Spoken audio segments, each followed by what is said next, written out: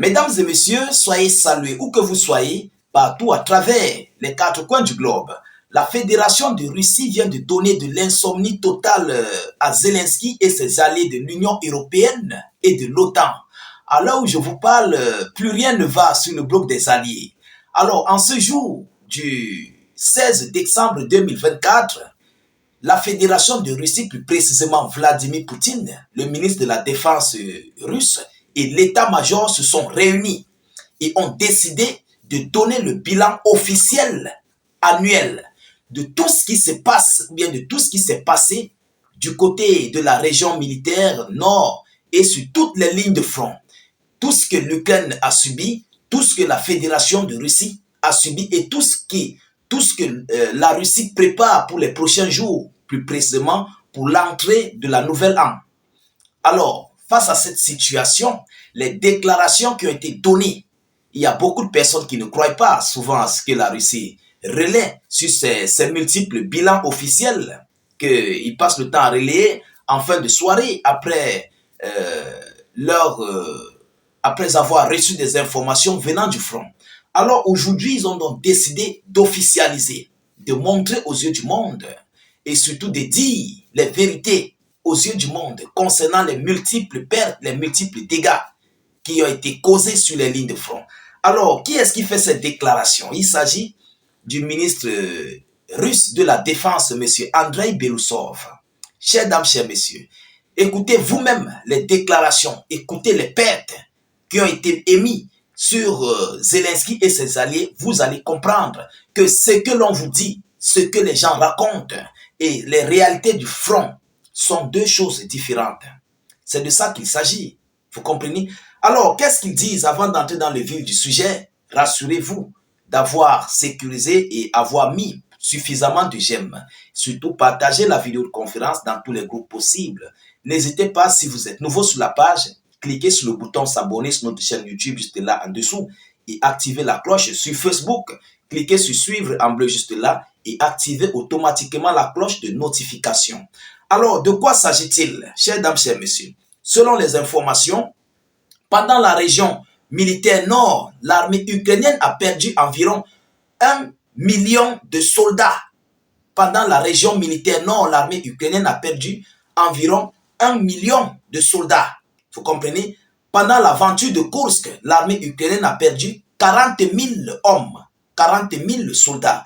Alors, les pertes des forces armées ukrainiennes en 2024 ont dépassé 560 000 soldats qui ont été envoyés au repos éternel et blessés, a noté le ministre de la Défense.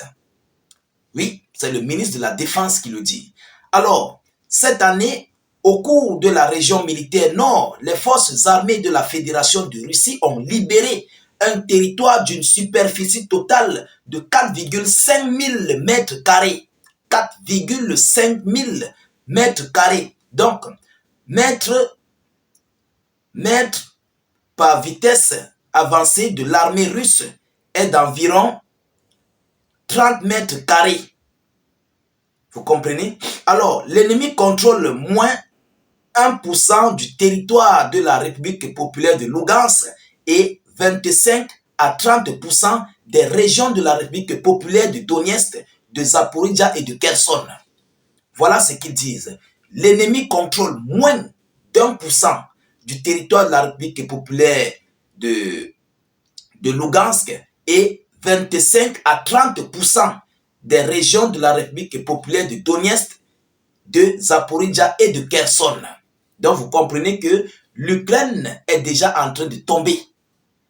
Les tâches que la Russie voulait remplir sont en train d'être remplies. Ah oui, lorsqu'on vous parle que l'ennemi contrôle 1% d'une localité, ce qui veut dire que 99% sont déjà entre les mains des Russes. Du côté de la République populaire de Lugansk, on peut dire que là-bas, l'opération spéciale est terminée. Donc maintenant, du côté de Donetsk, de Zaporizhzhia et de Kherson, l'ennemi contrôle 25 à 30%, dont la Russie bat le record sur un chiffre environ de 75 ou bien à 70%, 70 à 75%, selon les informations. Alors les forces armées ukrainiennes sont obligées de se mettre sur la défensive et d'utiliser les réserves, la force des unités ennemies sur la ligne de front ne dépasse pas 45 à 50%, a ajouté M. Andrei Belousov. Qu'est-ce qu'il dit de plus? Alors, la défense aérienne russe a abattu 86 missiles Storm Shadow et Scalp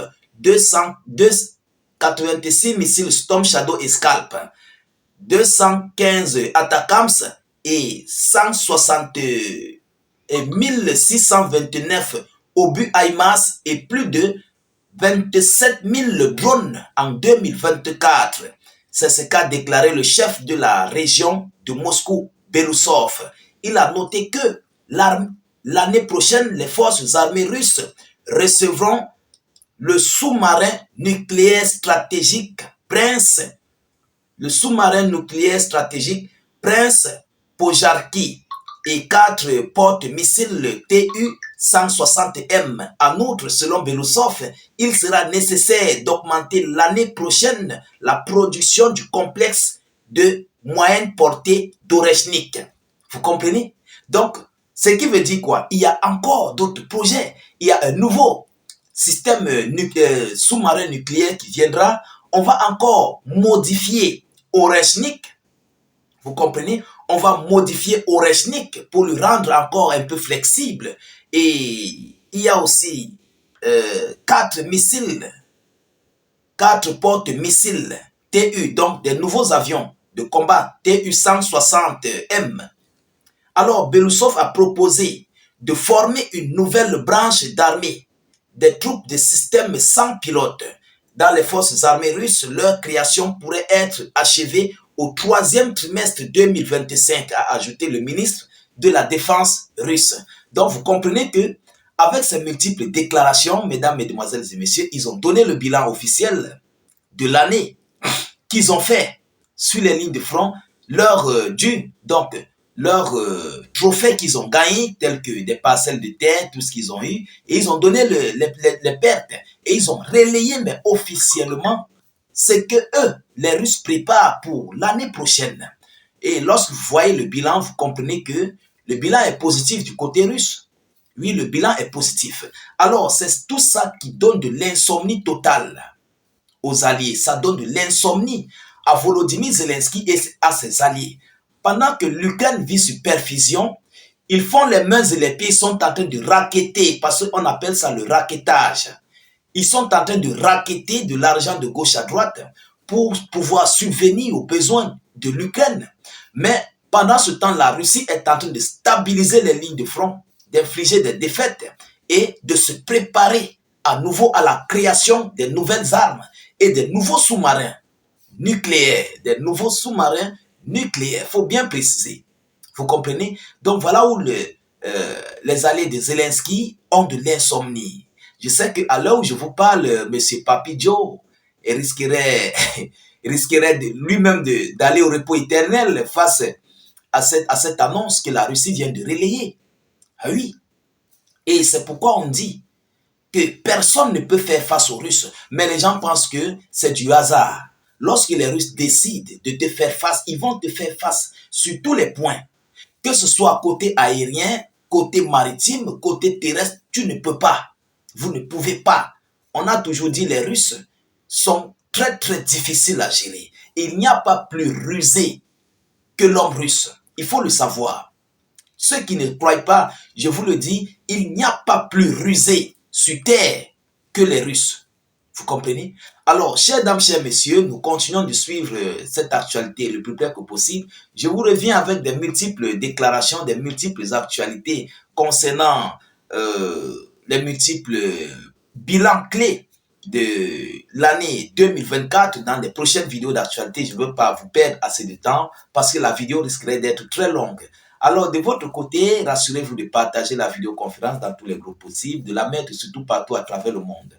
Abonnez-vous à nos différents canaux tels que YouTube, cliquez sur s'abonner juste là en dessous et activez la cloche. Sur Facebook, cliquez sur suivre juste là en dessus et activez évidemment la cloche. Et laissez beaucoup d'avis en commentaire. Si vous n'avez rien à écrire, vous mettez salut état d'urgence en commentaire ou encore vive la paix dans le monde.